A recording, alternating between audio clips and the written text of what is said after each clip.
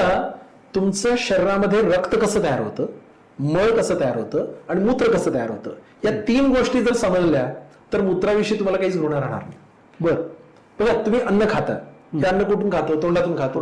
तोंडातून कुठे जातं? तुमच्या जठरामध्ये जातं. जठरामध्ये खाल्लेल्या अन्नाचं विघटन होतं. पुढे ती गोष्ट छोट्या आतड्यामध्ये जाते.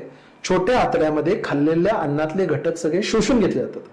राहिलेला चौथा फोड ढकलला जातो, त्याला तुम्ही मळ म्हणता. म्हणजे तोंडापासून गुदद्वारापर्यंत एक पाईप आहे, त्याच्यामध्ये तुम्ही अन्न टाकलं, त्यातले चांगले घटक ऍब्सॉर्ब झाले, राहिलेला चौथा निघून गेला, तुम्ही त्याला मळ म्हटलं. मग आता मळाचा आणि रक्ताचा कुठे संबंध आला का? नाही आला.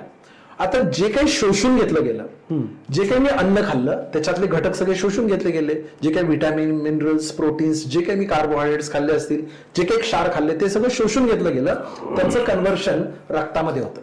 आता हे रक्त शरीरातल्या प्रत्येक पेशीपर्यंत पोहोचवलं जातं. त्याच्यामध्ये तुम्ही खाल्लेल्या अन्नामध्ये हे तुम्ही घेतलेलं ऑक्सिजन ऍसिमिलेट होतं आणि शरीरातल्या प्रत्येक पेशीपर्यंत ते पोहोचवलं जातं आणि त्या पेशी काय होतात?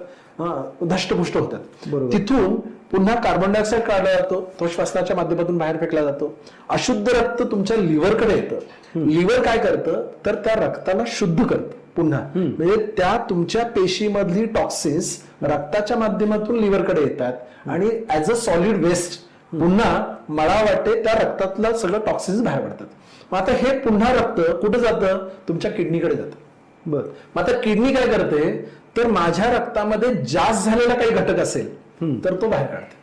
म्हणजे तुमची किडनी तुमच्या मूत्रामध्ये कुठलंही वेस्ट नाही, तुमच्या रक्तामध्ये जास्त झालेले घटक बाहेर काढले जातात. साधं उदाहरण घेऊया. समजा मी 5 लिटर पाणी एकदम प्यायलो, पिऊ शकतो आपण, 2 लिटर, 3 लिटर, 5 लिटर पाणी मी एकदम प्यायलो, काय होईल? आता हे एवढं पिलेलं पाणी सगळं जर माझ्या रक्तात साठलं तर चालेल का? नाही चालेल. पाणी तर चांगलंच आहे ना, पाण्याशिवाय मी जगूच शकत नाही, ही व्हायटल माझी गरज आहे.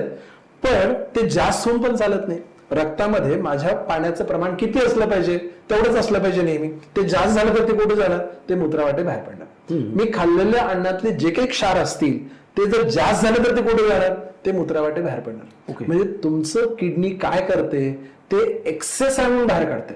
जास्त झालं म्हणून बाहेर काढलं, ते वाईट होतं म्हणून किंवा काही कामाचं खराब नव्हतं म्हणून बाहेर काढलं नाही, ते वेस्ट होतं म्हणून बाहेर काढलं नाही, ते जास्त झालं म्हणून बाहेर काढलं. पण ते पुन्हा घेतलं तर आपण डायरेक्ट रक्तात टाकत नाहीयेत. आपण कुठे टाकतोय? आपण डायजेशन ट्रॅक मध्ये टाकतोय. पुन्हा ते ऍब्सॉर्ब केलं तर पुन्हा अन्न घटक घेतल्यासारखंच आहे.